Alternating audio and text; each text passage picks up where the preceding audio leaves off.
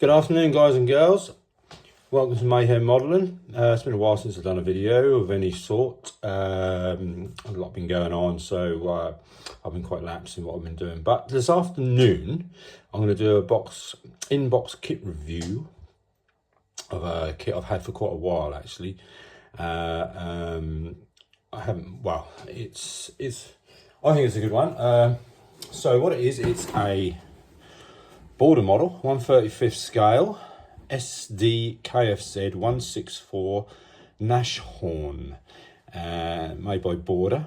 It looks an absolutely awesome kit, to be fair, and it comes, shall I say, with 4 figures, which are sculptured by Jason, and this is the first edition one, which means it comes with a metal barrel and 5 copper artillery shells, which looks pretty awesome, and the whole kit looks really good as well. I mean, the side view there of it, that looks pretty impressive, to be honest, and the interior of it. It's an 88mm, so a pretty impressive bit of kit, to be honest with you. You get markings, different area. That one's from heavy 519th Heavy Anti-Tank Battalion Eastern Front, that one. And you've got this one, which is Russian, 1943, and you've got the one over here, which is the Eastern Front again, 1944, the 88th Heavy Anti-Tank. But anyway, let's open it up and let's have a look inside and see what we get. Well, first things first, what I'll do is I'll read you out a bit of blurb on it. This is the instruction manual. Here, I shall read this to you. I'll try and sort of flick through it fairly quick so that I won't bore you all. So in February 1942, Alcat fitted the Pak 43 anti-tank gun on a Schutzwagen 3 chassis designed as the Hornice or Hornet. And later in 1942, this hull was also used for the Hummel self-propelled howitzer, SD.Kfz 165. The engine was moved to the centre and the hull was extended to accommodate the long-barrelled 88mm anti-tank gun while still balancing the weight distribution of the vehicle. Due to the huge weight of the gun and its hull's load capacity, the crew was only protected by light armour. In October 1942, the full model was presented to Hitler himself and was approved, and he also wanted production to start in May 1943. In early 1944, the arrangement of the front armour plate of the cab was changed in production, and the gun was changed to a Pak 43, so that there were 2 different versions of the vehicles. And on February 24th or 27th, 1944, Hitler ordered the second model to be named the Nashorn or Rhinoceros. There was no difference between the Hornice and the Nashorn except for the arrangement of the front armour plate of the cab and the gun type, both of which were inconsequential. Despite the lack of armour protection, both provided much needed mobility for the powerful 88mm anti-tank gun. The limited space in the battle chamber limited the ammunition capacity, which was usually between 24 to 40 rounds.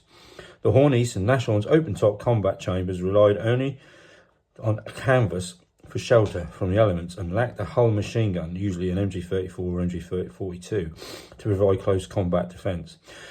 From February 1943 to March 1945, the production of Hornice and Nashorn self-propelled anti-tank guns designed by Alcat and built by Deutsche Eisenwerk was very low, 20 and 47 respectively. The production of Hornice and Nashorn designed by Alcat and built by Deutsche Eisenwerk was very low, 20 and 474 respectively. Both types of self-propelled anti-tank guns were equipped with heavy tank destroyer battalions, and the first combat was with the 655th Heavy Tank Destroyer Battalion at the Battle of Kursk. They were so successful that a total of 6 such heavy tank destroyer battalions were later equipped and saw action on all fronts. Example, the 525th Heavy Tank Destroyer Battalion fought on the Italian front in 1944. They were eventually replaced by more powerful and better protected self-propelled anti-tank guns, such as the No. 4 Tank Destroyer and the Cheetah Tank Destroyer. But their war history lasted until the end of the war. So that's the history of it. And there's some nice pictures of it there in the instruction manual. Some really good ones there, and one on the, it looks like the Eastern Front where snow is. That'll probably all the same there, to be honest with you. But yeah, Pretty good. Here you have a description of all the sprues, which you have there. Not loads of sprues, but enough. You got a photo etch, decals and glass or clear components there somewhere. That one. Anyway, I'll quickly go through the instructions and then we'll have a look at the sprues themselves. So, if I zoom in a bit here. Right, so here we have part one, which is the lower hull and all the bits to do with the road wheels, like the idle, the sprocket wheel, all the attachments on the side there by the looks of it, and then onto the actual sprocket wheels itself, which you have to make up in the idler wheels or here. This is part of it as well. And then it's attaching all the sprockets and all the wheels and all the idler wheels here by the looks of it.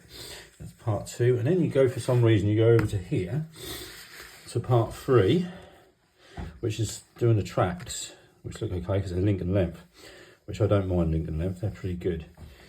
Then you go on to this bit here, which is part of the rear, which is looks like that's the exhaust.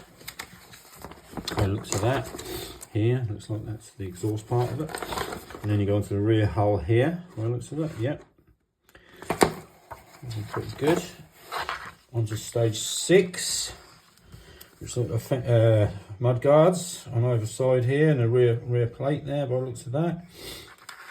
Work to do under there, underneath as well, exhaust system by the looks of it. Yeah, looks like the exhaust system, mud guards as well, rear mud guards.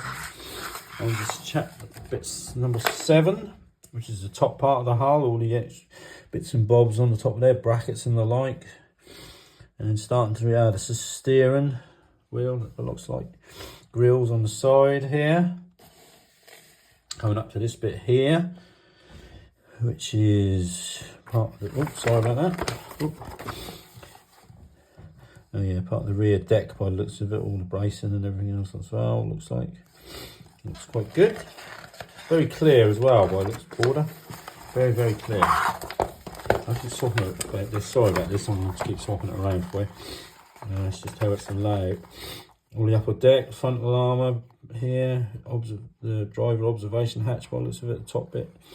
All the hatches here to go on, boxes and that stuff. Yeah, some more and more bits and bobs there, lights and stuff like that, aerial, a jack like this. That's all individually made up by the looks of it. Lighting. Yeah, stage 9 and 10. 9 and 10. Where are we going here? I'm going the wrong way. Sorry all. So 9 and 10. 9, 10, 12, sorry, I think that's the gun. So you've got two options for a gun. The 88mm on here, you've got the metal barrel version or you've got the plastic version that comes with it as well. I'm basically going to opt for the metal option, I believe. This is all part of the 88mm, how it's made up. We've got all the parts here to make all that up. There, by the looks of it. PE parts and everything. Quite a complex gun by the looks of it. Should be fun to build. All up there. Excuse me. There we go, and here's the fitting of it. There we go. Onto here, which is stage 16, which fits onto there with the travelling bracket here to keep it in one position when they're travelling with it. Down here as well, some more bits to add to it and putting that onto the body itself. That's the wrong lady again. So this bit here, by the looks of it, is all the side armour here and here, adding that to the side, as well as putting the stuff on the bits and pieces inside, like MG34 or MG3042, whatever you want. Yeah, all the extra bits and bobs, wiring and stuff like that, all on inside there. Bits of PE. It's quite good. Part 20. More parts for the inside there, and then you add them bits onto that like that. Part 20. 21, it's the rear part here, which goes onto the rear, so more bits to add to there. MP40s, one looks of it to add, bit of PE, brackets and stuff like that, and that goes on the rear there. Part 22, coming up to part 23. Then you're adding extra bits like spare idler wheels there. It shows it here that the tracks aren't added, which is probably what I shall do. I shall leave the tracks till the last thing to do as I normally do with that, so I can paint them and do it like that, so weather them and everything like that, I can fit them on. Here you've got the ammunition racks, and here you put them on and fitting them in there. So add to it there. So that's part 24. I think we're going to go on to part 25, which is more top. Yeah, look like the top of the ammunition boxes by the looks of that. Yeah. And then that's just adding some brackets to the side, which you can add wire to, I think, over here, and then add camouflage, stuff like that to it. So yeah, that's 26. There's 26 parts in that, in this kit, which is pretty cool. So I'll go on to the sprues itself. First of all, I'll start off with the lower hull, or the bathtub hull, as we call it. Pretty good. Some good detail on that, isn't it? If I just zoom out a bit like that. There we go, you can actually see that bit on the bottom there. That's some good rivets and stuff like that. Some really good detail on that. That looks really cool. Nice, very nice bit of work, that. Awesome. I'll go on to this sprue here, which is the upper deck, the internal deck, exhaust pipe work and everything like that. All armour plate in here. Ammunition boxes or storage boxes on that side, armour. You've got the frontal bit armour here, which is where the gun 88mm comes through there. You've got the exhaust bits here. All some wiring and stuff like that. That looks like an aerial by the looks of it. All the brackets and stuff. Some really good detail. It looks like the radio. Sorry, you can't see that there. But that looks like that's the radio there. Steering wheel. That looks superb. Really nice. Lovely. Well, you've even got right and left here, which is quite handy. Superb. On to the next bracket here, sprue here. This is the idler wheel. This is the sprocket wheel here. MP40s there. Some more pipe work. Well, looks like brackets. Brackets here. All the brackets. Grill here. Hatch cover by the looks of that. And there's two of those. So there's an identical one here. That's pretty much the same, so that's two of those. There's also two of these, which are the suspension arms, idler wheels, jerry cans, extra bits of track here by the looks of it, lights, grab handles by the looks of that on there. That might be something to do with an engine, maybe. I don't know. No, that's all to do with the under suspension, I believe. Idler wheels. And like I say, that's some rope. The wire rope goes into the end of that. So you got pretty much the same one here. You got two of those. So there's two of those as well, which is pretty much the same stuff on that one. Really cool. Here we have shells, which we've got here, plastic shells, moulded shells, very nicely moulded they are, but it looks like they're pretty good. Ammunition boxes here, some spare idler wheel by the looks of that, or that might be the prop one, I don't know.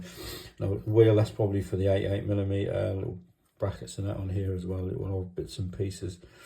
All the same there, that's the muzzle brake there at the end there.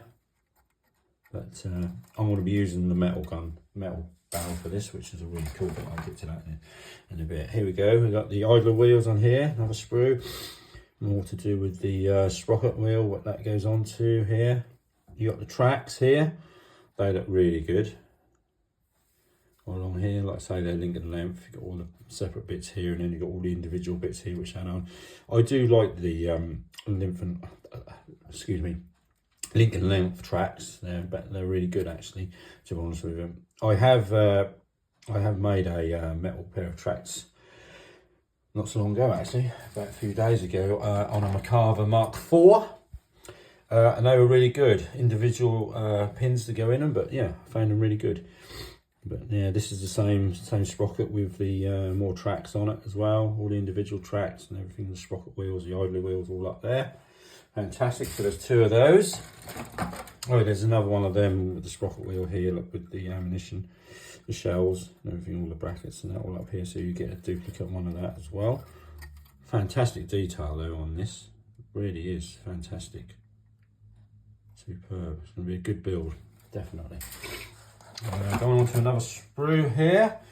This looks like that's the side armour. plate here, 2 there, and that's the rear one. You got the other side bits here as well. The top bit here with the driver's viewport here with the hatch covers holes there for the hatch covers. All bits and bobs, pipe work there, but it looks exhaust. There's the front mudguard bits there with some, probably you add tools and stuff like that onto the top of those, I can imagine.